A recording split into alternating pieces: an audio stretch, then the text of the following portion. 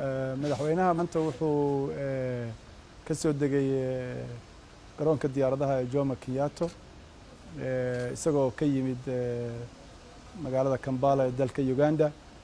madaxweynuhu wuxuu u yimid Nairobi isagoo ka helay martiqaad gaar ah shakhsiga madaxweynaha dalka Kenya madaxweyne Uhuru Kenyatta oo ku martiqaaday shirweyne ku saabsan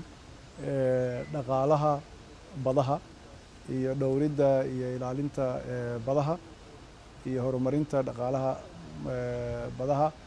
ayaa lagu qabanayaa magaalada Nairobi oo soconaya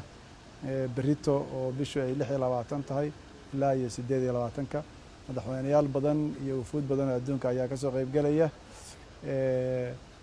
arrintaas oo adduunka muhiimad gaar ah u leh oo ah meesha isha lagu hayo oo bani aadamku laga yaabo inuu u baxsado xagga dhaqaalaha kheyraadka badda ku jira oo kalluunka iyo ay ka mid yihiin kheyraadka badda oo dhan. Soomaaliyana arrintaasi muhiimad gaar ah ayay u leedahay oo waxay ka mid tahay saad ogtihiin dalka qaaradda Afrika marka laga reebo jasiiradda